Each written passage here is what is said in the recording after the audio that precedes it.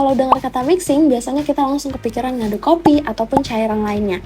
Tapi gimana kalau yang dicampur itu bubuk, kayak tepung, susu bubuk, ataupun obat? Mari kita bahas mixing powder. Mixing powder ternyata jauh lebih rumit dibanding cairan. Kenapa? Karena cairan bisa mengalir sendiri, sementara partikel padat cuma bergerak kalau dipaksa, misalnya jatuh, geser, ataupun terdorong. Mixing of powders adalah proses mencampurkan partikel padat supaya merata. Contohnya, tumbler mixer yang diputar supaya partikel jatuh dan bercampur, ribbon blender yang menggerakkan partikel ke dua arah sekaligus, dan high seal mixer yang lebih agresif untuk menghancurkan gumpalan. Jadi, meskipun sama-sama mixing, cara kerja dan tantangannya pun juga berbeda antara cairan dan juga padatan. Selanjutnya kita masuk ke cara kerja. Di dalam mixing of powder terdapat 3 mekanisme utama.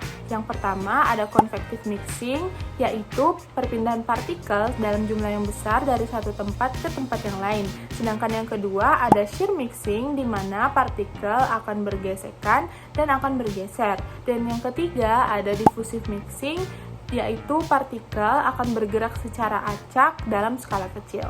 Nah, di dalam mixing of powder juga ada satu tantangan utama yang dapat terjadi, yaitu segregasi. Segregasi bisa menyebabkan partikel yang awalnya sudah tercampur akan terpisah lagi, seperti partikel yang berukuran besar akan naik ke atas dan partikel yang berukuran kecil akan turun ke bawah.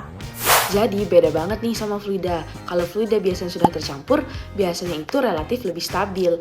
Tapi kalau powder, dia bisa kembali lagi ke seperti semula. Beberapa hal yang harus kita perhatikan, yang pertama yaitu ada ukuran partikel, di mana ukuran partikel agar tidak terlalu berbeda jauh. Yang kedua, ada densitas, di mana mempengaruhi dari gerakannya. Yang ketiga, ada waktu mixing, di mana apabila terlalu cepat, tidak akan rata, dan apabila terlalu lambat, itu akan terpisah lagi. Kemudian ada kecepatan putaran, di mana harus pas, tidak boleh terlalu cepat ataupun lambat. Dan yang terakhir ada filling, biasanya cuma 40-60% agar si partikel ini punya ruang gerak. Selanjutnya adalah mixing system. Jadi, mixing system adalah proses pencapaian homogenitas melalui perpindahan momentum, massa, dan energi, di mana sistem fluida itu mengandalkan aliran kontinu, sementara sistem padatan bergantung pada pergerakan mekanisme partikel.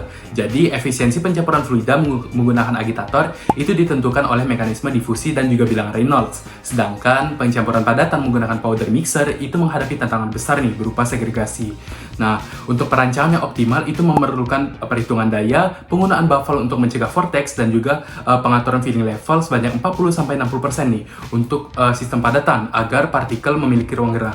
Kunci keberhasilan dari industri itu terletak pada proses scale up yang tepat, karena untuk menghindari masalah seperti dead zone dan juga overmixing, di mana campuran yang terlihat homogen itu belum tentu stabil secara permanen. Nah, pada dunia industri sendiri, proses mixing itu dipakai di mana saja, seperti industri farmasi untuk membuat tablet dan kapsul. Lalu pada industri makanan untuk membuat tepung, susu bubuk, dan juga bumbu. Lalu pada industri material untuk semen dan keramik. Dan yang bikin makin menantang saat masuk ke skala industri, yang tadinya di lab berhasil belum tentu pada pabrik tersebut berhasil. Kenapa? Dikarenakan terdapat 3 hal, yaitu ada pola gerakan yang berubah, energi yang berubah, serta waktu mixing juga berubah. Belum lagi masalah seperti segregasi, gumpalan, bagian yang gak keaduk, serta overmixing. Nah, dari penjelasan tadi dapat disimpulkan bahwa proses pencampuran padatan akan sangat berbeda dengan proses pencampuran fluida, di mana proses pencampuran padatan akan lebih kompleks daripada proses pencampuran fluida. Sekian penjelasan dari kami akhiri. Wassalamualaikum warahmatullahi wabarakatuh.